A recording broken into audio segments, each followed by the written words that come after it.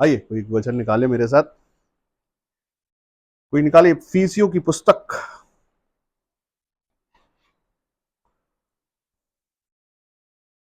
उसका दूसरा अध्याय और 8वां वचन पढ़े।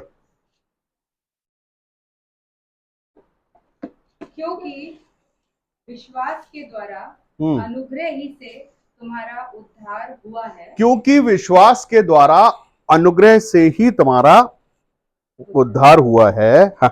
और ये तुम्हारी ओर से नहीं, तुम्हारी ओर से नहीं, वरन परमेश्वर का दान है। क्या है? परमेश्वर का दान है। आपके अच्छे कर्म नहीं है, ये परमेश्वर की ओर से दान है, अनुग्रह आप पर जो हुआ। आपने जो अच्छे अच्छे काम किए, आपको लगता है कि हमने खूब अच्छे अच्छे काम किए होंगे जिसके कारण हमको परमेश्वर मिल गए, ऐसा नहीं है। आमीन, हालेलुया। परमेश्वर आपसे प्रेम करते हैं और आपके दुखों को, आपके आंसुओं को, आपकी तकलीफों को, आपकी समस्याओं को और आपकी प्रार्थनाओं पर, क्योंकि परमेश्वर जीवित है, वो कान लगाते हैं। जब आप रोते हैं विपत्तियों में, परेशानियों में, तकलीफों में, आपको लगता है कि अरे यार वो बाप रे कोई नहीं है, सब धोखेबाज है, कोई नहीं है, सिर्फ परमेश्वर है हमारा। आप विश्वास करते हैं ना ऐसा करके, वो सच्चा ठहरता है वो विश्वास, क्योंकि परमेश्वर सच्चा, मनुष्य सच्चा नहीं, परमेश्वर सच्चा है। और ऐसा आपका रोना, आप घर में रो रहे हैं लेकिन परमेश्वर को स्वर्ग में पता चल रहा है, वो स्वर्ग के सिंहासनों पर सुनता है आपकी प्रार्थना। जब आप रो रहे हैं घुटनों पर, तब परमेश्वर सुन रहा है। जब आप अकेले हैं, जब आपको लग रहा कोई नहीं है मेरे साथ में, विपत्तियों से घिरे हुए हैं, आपको लगता है सारे चारों ओर शत्रु है मेरे, कोई मेरा मित्र है ही नहीं, तब आप परमेश्वर को पुकारते हैं, दुहाई देते हैं। आपको पता होता है कि अगर बाजू वाले घर में भी बोलना हो तो घर से बाहर निकल के जाना पड़ता है और वहां जाके बोलना पड़ता है कि भैया सुनो, 2 आलू दे दो उधार, मेरे घर में आलू नहीं है ना। लेकिन परमेश्वर को पुकारने के लिए आपको सिर्फ अपने घुटनों पर जाके बोलना पड़ता है प्रभु, और प्रभु वहां पर सुन लेते हैं क्योंकि वो आपसे प्रेम करते हैं। लेकिन परमेश्वर दयालु है, परमेश्वर ने दया की है, और दया के कारण ही हम पर तरस खाया परमेश्वर ने, और हमारे लिए यीशु मसीह को, अपने इकलौते पुत्र को हमारे लिए पृथ्वी पर भेजा, ताकि वो दुख उठाए, तकलीफें उठाए, और हम रोगों से मुक्त हो जाए, हम चंगाई पाले, हम छुटकारे पाले, हम गरीब से अमीर हो जाए। उसके बाद हालेलुया। तो वचन यहां पर आपसे कह रहा है कि तुम्हारे अच्छे कामों के कारण नहीं, आपके संडे को तैयार होकर चर्च आने में नहीं, आपका खूब अच्छा दिखावा कर देने में नहीं, आपका खूब अच्छा दुनिया को बताने से, प्रेज लॉर्ड मैं बदल गया हूं से नहीं, हालेलुया मैं बहुत धर्मी हूं होने से नहीं, खूब बड़ी बड़ी बातें से, लंबी लंबी प्रार्थनाओं करने से नहीं, परमेश्वर के अनुग्रह से, परमेश्वर के प्रेम से परमेश्वर ने आपका उद्धार किया, क्योंकि आपको उद्धार की जरूरत थी। उसके पहले पूछा नहीं जाता कि आप कितने योग्य हैं, कितनी प्रार्थनाएं जानते हैं, कितनी बार चर्च जाते हैं, हालेलुया, कितनी बार दशमांश देते हैं, कितनी बार उठाने की भेंट देते हैं, परमेश्वर के भवन में पाए जाते हैं कि नहीं, पर पूछते रहते हैं कि नहीं पादरी से कि कोई हमारे लिए कोई सेवा हो तो हमको बताओ, ऐसा कोई, वो भी नहीं। अनुग्रह, ये दान मिला है हमको परमेश्वर की ओर से, क्योंकि जब जरूरतमंद थे तब हम ईमानदार थे। जब हम जरूरतमंद होते हैं ना, तो इतने ज्यादा ईमानदार और इतने ज्यादा धर्मी और इतने ज्यादा परमेश्वर के लिए समर्पित होते हैं। वैसे ही परमेश्वर चाहते हैं हमेशा समर्पित रहे, काम हो जाने के बाद हमारा समर्पण खत्म नहीं होना चाहिए, बढ़ जाना चाहिए। क्या होना चाहिए? बढ़ जाना चाहिए। कि वाओ, अभी सोचो आपको लग रहा है कि एक सरकारी नौकरी हमको मिल जाए, उसके लिए हम कितने प्रयास कर रहे हैं, कितने लोगों से मिल रहे हैं, कहां कहां जाके पहुंच लगा रहे हैं कि नौकरी लग जाए कैसे भी करके। जब नौकरी लग जाए तो उसके बाद वैसे ही ईमानदारी के साथ में, जैसे हम जाते हैं ना कि नहीं यार अब हमको यूनिफॉर्म मिल गया, हमको सीटी और डंडा मिल गया, चौकीदारों की बात कर रहा हूँ, सरकारी चौकीदार, अब यूनिफॉर्म मिल गई, अब खूब ईमानदारी से घर से निकलेंगे तो शानो शौकत से, है ना। वहां 9 बजे पहुंचने मतलब 9 बजने को 5 मिनट पहले पहुंचेंगे, क्योंकि सरकारी नौकरी है वो। लेकिन जब परमेश्वर के भवन की बारी आए तो पहुंच जाएंगे, जितने बजे भी पहुंचे, जाना है तो संडे है चले जाएंगे भाई, जाके एहसान करेंगे हम। अमन, हालेलुया। परमेश्वर यीशु मसीह, जो हमसे प्रेम करने वाला परमेश्वर, उसने अपने जीवन को हमारे लिए कुर्बान किया परमेश्वर के प्रेम से, हालेलुया। ये सबसे बड़ा प्रेम है परमेश्वर का हमारे लिए। अब बारी हमारी है कि हमने पा लिया है विश्वास के साथ। हम सुनते हैं यीशु मसीह जीवित परमेश्वर है और विश्वास कर लेते हैं, आमीन। जब हम पहली बार यीशु मसीह को सुना था तो हमको किसी ने बताया था कि यीशु मसीह सच्चा परमेश्वर है। कहाँ पहले हम लोगों को पता था? उसके पहले हम कहाँ जानते थे? हमको तो जो बता दिया जाता था वो हम करते थे। लेकिन जब यीशु मसीह के विषय में पता चला लोगों को, तो उन्होंने विश्वास के द्वारा अपना जीवन बदल दिया। उन्होंने बोला क्या सच में परमेश्वर ये बीमारी को ठीक कर सकता है? बोले हाँ, अगर तुम विश्वास करोगे तो ये होगा। बोले क्या पोलियो से ग्रसित मनुष्य चल सकता है? बोले हाँ निश्चित चल सकता है। या बोले क्या जन्म से गूंगा मनुष्य बोल सकता है? बोले हाँ निश्चित बोल सकता है। बोले ये कौन सा जादू है, कैसे हो रहा है ये? कोई भी काम करने के लिए भेंट लगती है, लेकिन यहां भेंट पहले हमारे लिए यीशु मसीह चढ़ गया, पहले।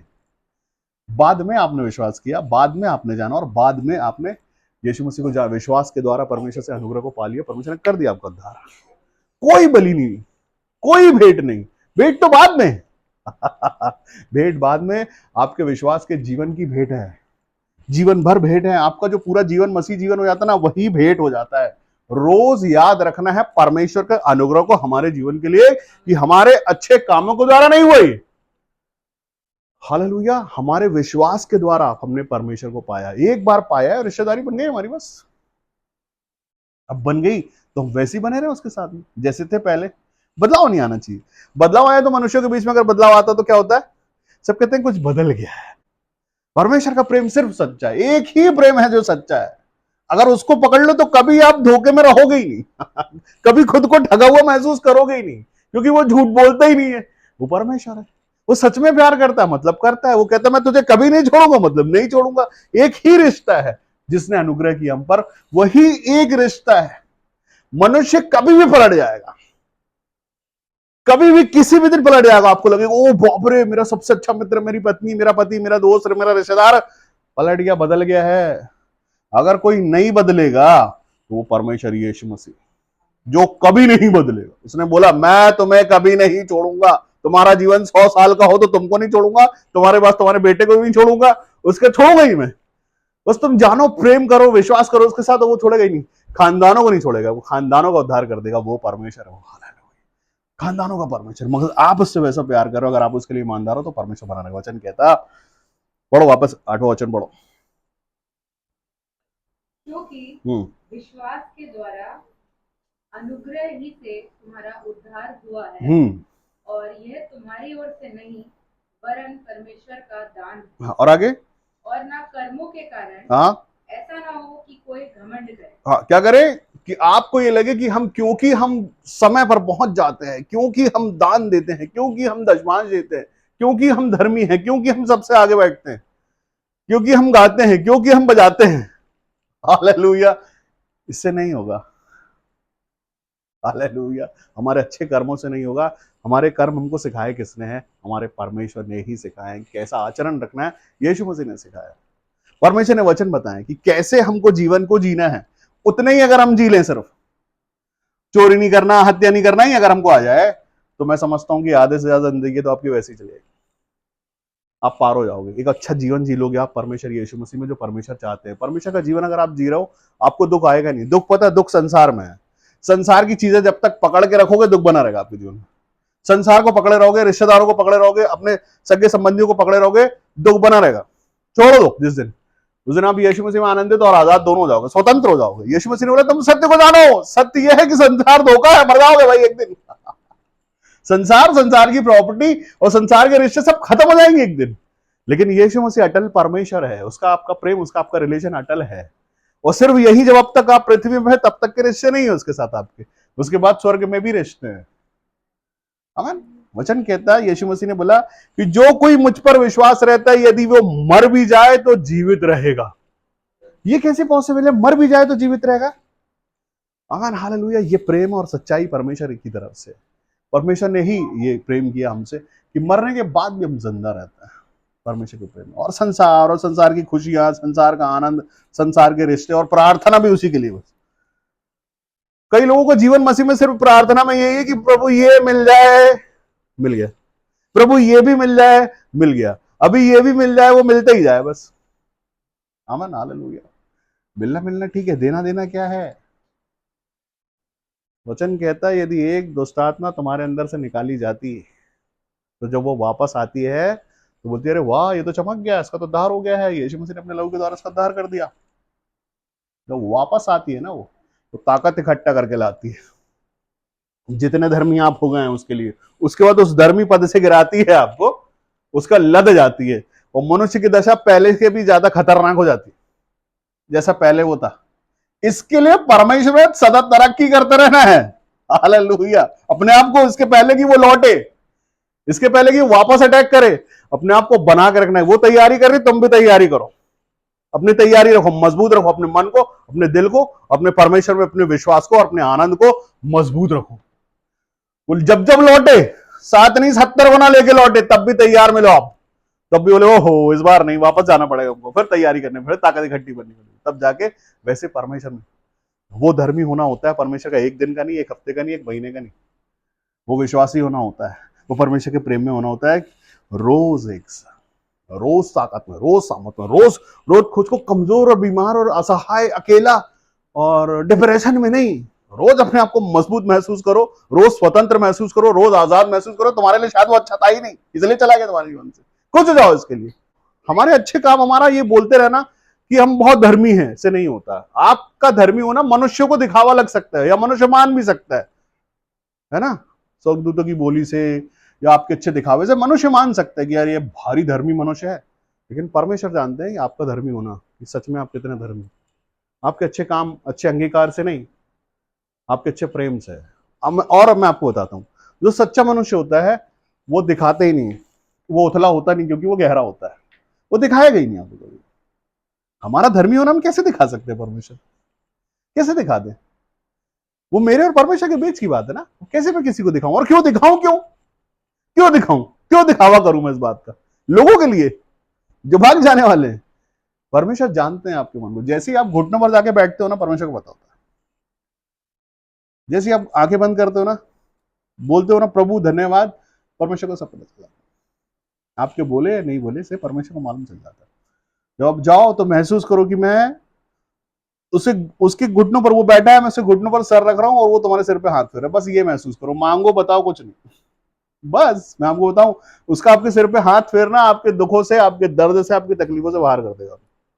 जब भी घुटनों पर जाओ तो ये सोचो उसके घुटनों पर मैं अपना सर रख रहा हूं और मेरा बाप प्यार से मेरे सिर पे हाथ फेरेगा और बोलेगा सब ठीक है, मैं हूं तेरे साथ में, तू उठ खड़ा हो, काम कर अपना।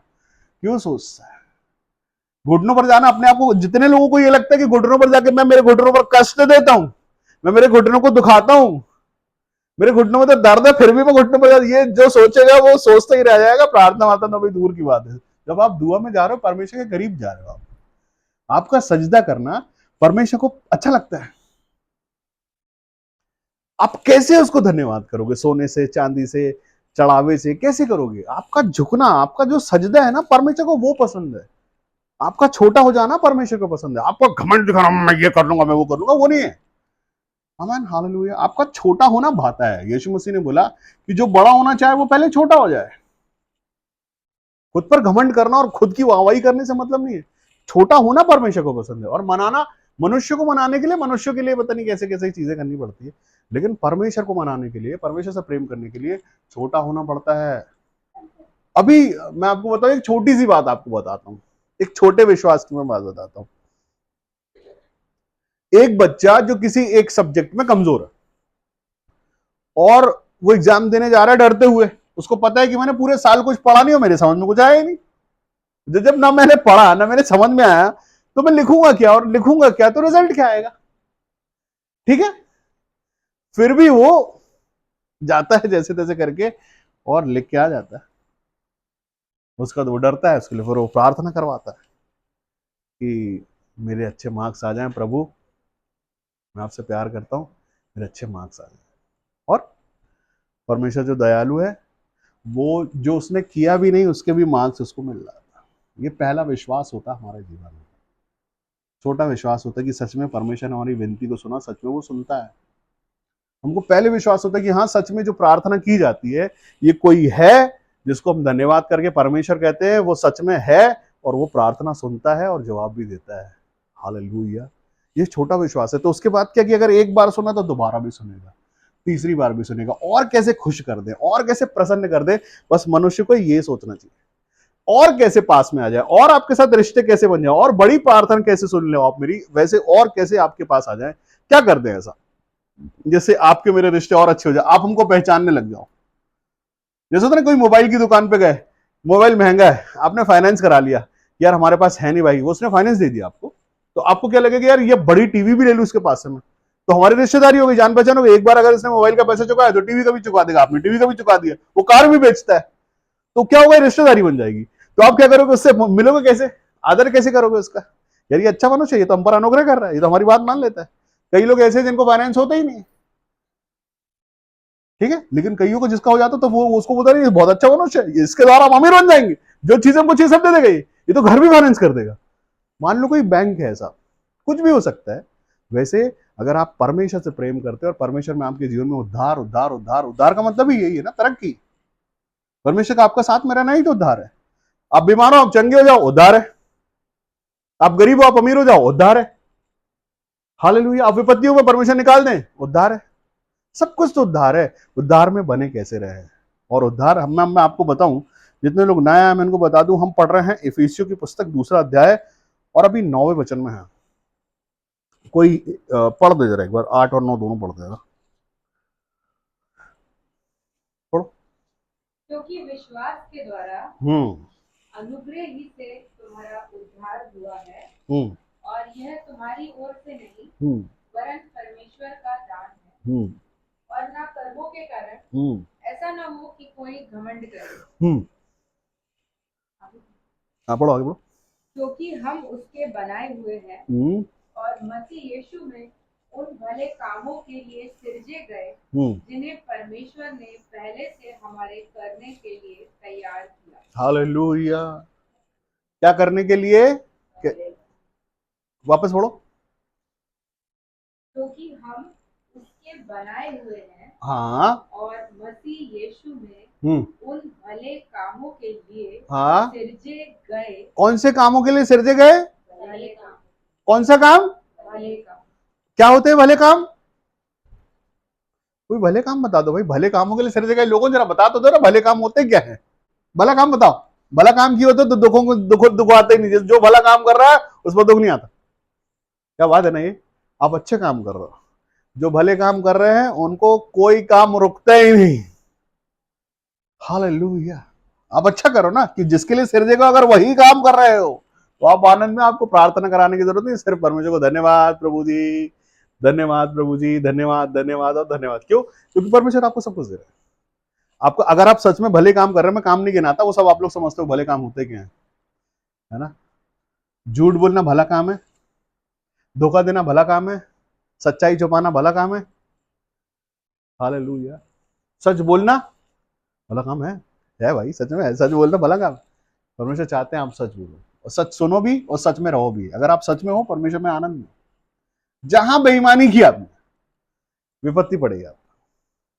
और मैं आपको बताऊं, ये विश्वासियों पर ज्यादा होता है, जो विश्वास में आते हैं ना, परमेश्वर में जो आगे बढ़ते हैं उन पर ज्यादा होता है। वो सिखाने के लिए होता है कि तुमने झूठ बोला है, तुम पकड़ गए हो, तुमने गलती की है, हो गया तुम्हारे साथ। ये इसलिए होगा, छोटे विश्वासियों के साथ ही होता है, ये परीक्षाएं होती है एक्चुअली।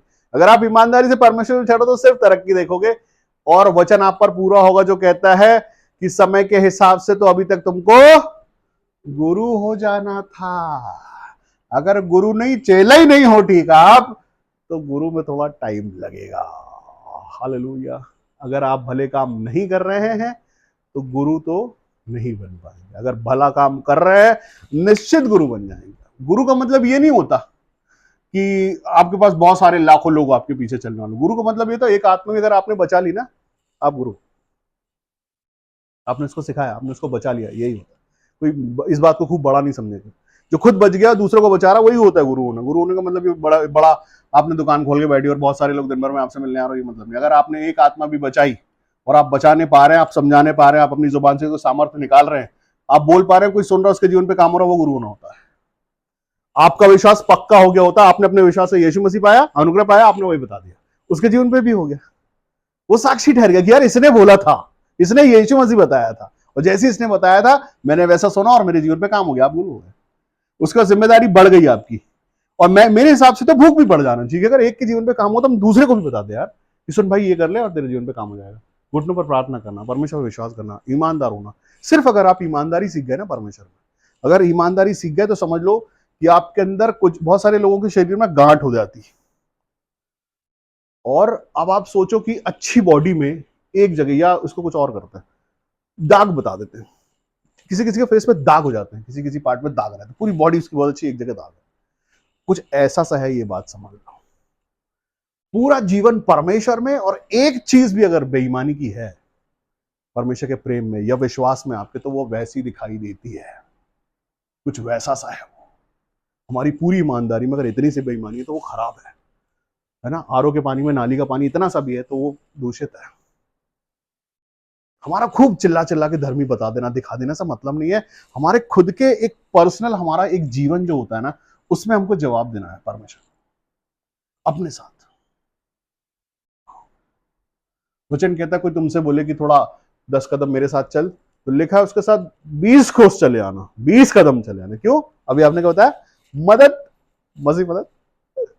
कोई मदद मांगे आपसे तो मदद करना उसकी। कोई उधार मांगे तुमसे तो उसको दे देना अगर है तुम्हारे पास। तो परमेश्वर प्यार करते हैं आपसे, और उस प्रेम को कभी परमेश्वर ने एहसान नहीं बताया, अनुग्रह बोला है। और मैं बताऊं, अब बारी खुद पर अनुग्रह करने की है हमारी। हमें परमेश्वर का सा जीवन, वो स्वभाव का जीवन, ईमानदारी का जीवन, पर प्रेम का जीवन। आप कब बांटने वाले बन जाओगे आपको पता नहीं चलेगा। मैं बताऊं आपको, अगर आप सच्चे हो गए ना परमेश्वर में, तो आप बांटने वाले बन जाओगे। कन्फर्म है ये बात, आप बांटोगे। और इतना मैं आपको बताऊं, जब आप बांटते हो ना, तो बांटने का एक आनंद होता है, मालूम आपको? वो एक आनंद जो होता है ना, उसका उसके लालची हो जाओ। हर जगह पर आप चेक कर सकते हो परमेश्वर के प्रेम। छोटी चीजों में भी चेक कर सकते हो, बड़ी चीजों में भी चेक कर सकते हो। छोटी बातों में भी महसूस कर सकते हो, बड़ी बातों में भी। लेकिन आपको इस मर्यादा को अपने अंदर जिंदा रखना है, उसके अनुग्रह को महसूस करना है हर एक वक्त, और उसकी एक मर्यादा में बने रहना कि मेरे परमेश्वर ने मेरा, जब सबने साथ छोड़ा था तब उस परमेश्वर ने मेरा साथ दिया था, अब वो मेरा परमेश्वर है हमेशा के लिए। मनुष्य के कहने पे नहीं चलूंगा, मैं परमेश्वर के कहने पे चलूंगा। आपको जब बपतिस्मा मिलता है ना, तो वहां यही बोला जाता है कि अब से सर्वदा तक मैं परमेश्वर के प्रेम में, उसकी सारी वाचाओं में चलूंगा। मैं प्रॉमिस करता हूं, मैं वादा करता हूं परमेश्वर से कि मैं उसके वचनों पर चलूंगा, मैं उसके कहने पर चलूंगा, मैं उसके वचन को पूरा करूंगा। वहां उसका मतलब फिर उसमें बेईमानी नहीं है, उसमें चोरी नहीं है, उसमें कुछ भी नहीं है, उसमें स्वच्छ जीवन है। आप वहां परमेश्वर पिता, पुत्र और पवित्र आत्मा को साक्षी रख के आप ये बात बोल के डुबकी ले रहे हो कि मैं ईमानदार रहूंगा। मैं कभी फिर वहां आप नहीं कर सकते कि मैं 50,000 कमाऊं और 500 रुपए दे दूं, फिर वहां नहीं कर सकते, क्योंकि आपने बपतिस्मा लिया है। आपने पादरी के साथ वाचा नहीं बांधी, परमेश्वर के साथ वाचा बांधी, फिर नहीं कर सकते आप। फिर आप उसके प्रेम में बन जाते हैं। बपतिस्मा ये है। फिर वहां बेईमानी, चोरी, डकैती फिर आप नहीं कर सकते, और करोगे तो फिर हालेलुया प्रेज द लॉर्ड। वो मैं क्यों बताऊं? परमेश्वर आपसे प्रेम करते हैं, परमेश्वर आपको बढ़ाना चाहते हैं, और वो कहते हैं कि तुम्हारे अच्छे कामों के कारण नहीं, परमेश्वर से प्रेम करने और उस पर विश्वास करने के कारण ही आपका अनुग्रह परमेश्वर ने किया है। ये वरदान है, दान है आपके लिए, प्रेम है परमेश्वर। और ये जैसे मिलता है जब आप जरूरतमंद हैं, जब आपने पाया है, तो कितनी खुशी होती है। आपने जब अपनी समस्याओं में, अपनी दुखों में, अपनी परेशानी में जब परमेश्वर को पुकारा, जब वो तुमको मिल गया, तो तुमको भी उसका अनुग्रह समझना है जिंदगी भर के लिए। उसको धन्यवाद करना, धन्यवाद करना, धन्यवाद करना। पूछना नहीं है कि ऐसा क्या किया तुमने प्रभु मेरे लिए जो मैं धन्यवाद करूं। अरे तुम जिंदा हो, यही तो धन्यवाद है परमेश्वर। तुम सही सलाम हो, तो यही तो धन्यवाद है परमेश्वर। तुम्हारे जीवन में सब कुछ मिला हुआ है, यही तो धन्यवाद है। क्या चाहिए तुमको जिसका तुम धन्यवाद करोगे, या क्या हो जाए ऐसा बड़ा जो तुम धन्यवाद करोगे? अरे धन्यवाद है, हम बोल पाते हैं, देख पाते हैं, हमारा डाइजेशन अच्छा है, हम चल पाते हैं। बहुत सारे ऐसे लोग जो इन छोटी छोटी बेसिक चीजों में भी जिनको सहारे लगते हैं। आमीन। आप इस बात का धन्यवाद करो कि परमेश्वर आपको मिल गया, इस बात का धन्यवाद करो। आपने पवित्र आत्मा पा लिया, इस बात का धन्यवाद करो। जीवित परमेश्वर को खोज लिया आपने, इस बात का धन्यवाद करो। आप चीजें मांगने चले जाओगे, वो आप कोई एटीएम है क्या, भंडारा है कोई, बस हमको देते जा प्रभु, हालेलुया प्रेज द लॉर्ड, यही परमेश्वर। नहीं, ऐसे नहीं होता। ऐसे लोगों को मैं बिल्कुल समझता नहीं, जो चीजों को लेके, हालेलुया प्रेज द लॉर्ड। परमेश्वर प्यार करने वाला परमेश्वर है, और देने वाला है, देते ही है। लेकिन क्या आप लेने वाले हो? ऐसा बोले इसको थोड़ा सा, अगर थोड़ा सा बोलते हैं कि आप लायक हो लेने के, उसका अनुग्रह तो मिल रहा है। अगर आप सच में परमेश्वर के साथ ईमानदार है, आप बोलोगे मिल जाएगा, जाना नहीं पड़ेगा कहीं बड़ी बड़ी जगहों, बड़े बड़े सभाओं में नहीं जाना पड़ेगा, बड़े किसी बड़े भविष्य के पास नहीं जाना पड़ेगा। आप अपने घर पे लो ना, ऐसे करके प्रभु धन्यवाद आपने कर दिया, मैं इसके लिए धन्यवाद करता हूँ। और दूसरे दिन उठो, खुशखबरी दो, आमीन। कि प्रभु मैंने कल आपको बोला कि प्रभु मैं धन्यवाद करता हूं कि आपने मुझे ये दे दिया है, और आपने दूसरे दिन दे दिया। यही तो अनुग्रह है, यही अनुग्रह है। जितनों ने उसे ग्रहण किया, उससे उसने परमेश्वर की संतान होने का दिखा दिया। आप पर चमक गई, खुश हो जाओ। जहां बैठे अपनी आंखों को बंद करें